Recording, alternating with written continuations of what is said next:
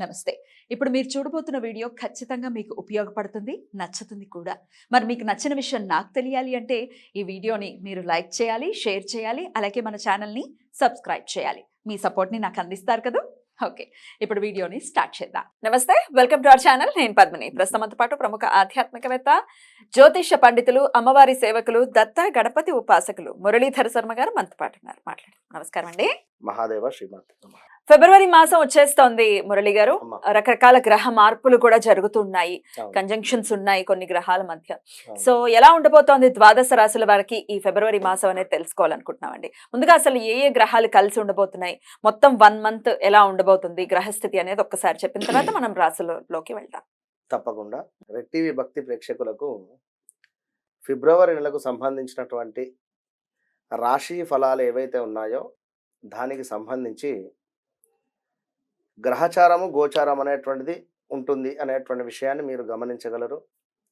చెప్పేటువంటిది ఖచ్చితంగా కూడా ఇది కేవలం కూడా గోచారం.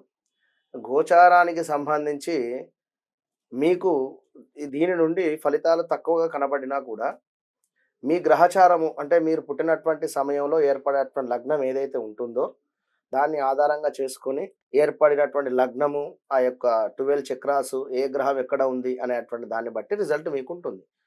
కానీ ఇది మనం చెప్పేటువంటిది ఫిబ్రవరి నెలలో ఏ ఏ గ్రహాలు మారడం వలన ఏ రాశుల వారికి ఏ విధమైనటువంటి ఫలితాలు ఉంటాయి అని.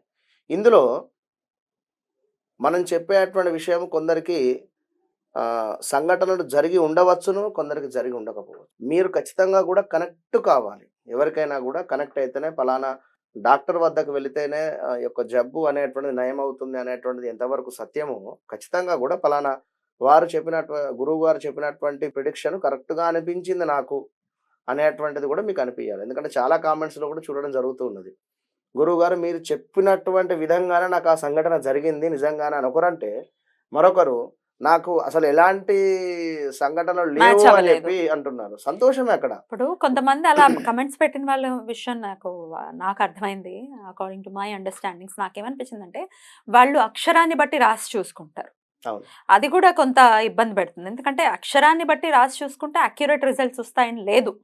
ఒక్కొక్కరు ఒక్కొక్కటిలా చెప్తూ ఉంటారు. 100% మనకు కనిపించాలి, పోనీ 100 కాదు, 50% అయినా మనకి గోచారానికి సంబంధించి మనకు కనిపించాలి అంటే మన రాశి లగ్నం పర్ఫెక్ట్ గా మనకు తెలిసి ఉండాలి. అంతేనా? ఖచ్చితంగా కూడా. కనుక మీరు ఈ యొక్క సబ్జెక్టును అర్థం చేసుకోండి. ఏదో కర్కాటక రాశికి బాగాలేదు అంటే బాగాలేదు అని చెప్పి నాది కర్కాటక రాశి అని చెప్పి అనుకోవద్దు. కనుక మీకంటూ ఒక డేట్ ఆఫ్ బర్త్, పుట్టిన సమయాన్ని బట్టి నిర్ధారణ ఉంటుంది. దాన్ని బట్టే మీరు ముందుకు వెళ్ళాలి. ఇక అవి లేవు అనుకుంటే అది సెకండరీ విషయం. దానికి సంబంధించింది చాలా టాపిక్స్ మాట్లాడడం జరిగింది, మీరు చూసుకోండి. ముందుగా గ్రహస్థితి ఎలా ఉందండి ఫిబ్రవరి మాసంలో? ఫిబ్రవరి మాసానికి సంబంధించి మనకు యొక్క సూర్య భగవానుడు మకరంలోకి రావడము మకర సంక్రాంతిని పురస్కరించుకొని, అది పెద్ద గ్రహమే. ఈ శని భగవానుడు ఎక్కడైతే ఉన్నాడో అక్కడే కుంభంలోనే ఉన్నాడు. తనకు సంబంధించి ఎలాంటి మార్పు లేదు. గురువు గారు కూడా మేషంలోనే ఉండడం జరిగింది. కనుక తనకు సంబంధించింది ఏది లేదు. చూసుకున్న రాహుకేతువులు అక్కడే ఉన్నారు. ఇక్కడ కన్యలో, అదేవిధంగా అక్కడ మీనంలో రాహువు. ఇక శుక్రుడు, కుజుడు, అదేవిధంగా బుధుడు, ఈ 3 గ్రహాలు మాత్రమే మారేటువంటి పరిస్థితి. ఈ 3 గ్రహాలు మారేటువంటి సందర్భంలో ఇక్కడ బుధాదిత్య యోగము ఏర్పడుతుంది. విన్నరా? ఫస్ట్ సూర్యుని వద్దకు బుధుడు వెళ్ళిపోతూ ఉన్నాడు. దానిని బుధాదిత్య యోగము. ఇది కొన్ని రోజులు కొన్ని రాశుల వారికి. అటు పిమ్మట కుజుడు వెళ్ళడం జరుగుతున్నది, అదే సూర్యుని వద్దకు. నెక్స్ట్ శుక్రుడు వెళ్ళడం జరుగుతున్నది.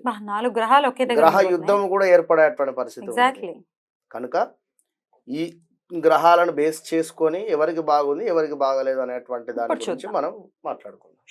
ఇక తులారాశి వారికి ఫిబ్రవరి మాసం ఎలా ఉండబోతుందండి? 2024 ఫిబ్రవరి నెలకు సంబంధించి తులారాశి వారికి సంబంధించి చూసుకుంటే మాత్రము కాస్త బాలేదు అని చెప్పుకోవచ్చును. ఖచ్చితంగా కూడా హెల్త్ ఇష్యూస్ తప్పకుండా. పంచమాత ఉన్నటువంటి శని మూలకంగా వీరికి నరదృష్టి, మీరు కూడా ఎన్నోసార్లు చెప్పి ఉన్నారు, నరదృష్టికి నాపరా కూడా పగులుతుంది అనేటువంటి ఇది వీరికి ఇప్పుడు జరిగేటువంటి పరిస్థితి. కేవలం దృష్టి తగులుతుంది. బాగా ఉంది. పంచమ శని అనేటువంటిది డేంజర్ చాలా కూడా అయితే ఇంకా వాస్తవానికి. చాలా రోజులు ఉంటారు కదా ఆయన అక్కడే. అవును. అయితే వీరు ఏం చేసినా కూడా గుప్తంగా చేయండి. ఆడంబరాలకు వెళ్ళకండి. ఏదో కారు కొన్నా అని చెప్పేసి గాని, లేదా హౌస్ కొన్నామని చెప్పి అంటే మంచిదే. మీరు కొనుక్కున్నారు సంతోషమే. కొంచెం టైం బాలేదు. మీరు బయటికి రుద్రాభిషేకాలు చేసుకోండి. మంచి ఫలితం ఉంటుంది. హాస్పిటల్ రంగంలో ఉండేటువంటి వారికి మంచి గుర్తింపు రావడం, డాక్టర్స్ కావచ్చును, వారు ఏదైనా కూడా మంచి గుర్తింపు వచ్చేటువంటి పరిస్థితి ఉంది. ల్యాండ్స్ తీసుకోవాలి అనుకుంటే మాత్రం సూపర్. ఈ ఫిబ్రవరి నెలలో భూములు కానీ, భూ సంబంధిత గొడవలు గాని ఏవున్నా కూడా సద్దుమణుగుతున్నాయి ఖచ్చితంగా. రైట్ అండి. డెఫినెట్ గా చెప్పినటువంటి జాగ్రత్తలు పాటిస్తూ అలాగే రెమెడీస్ ని కూడా ఫాలో చేసుకుని తులారాశి వారు ఈ ఫిబ్రవరి మాసాన్ని చాలా జాగ్రత్తగా డీల్ చేయాలి అని మనస్ఫూర్తిగా మనవి చేస్తూ థ్యాంక్ యూ సో మచ్ అండి. ఇక నెక్స్ట్ ఎపిసోడ్ లో వృశ్చిక రాశి గురించి మాట్లాడుకుందాం. నమస్తే.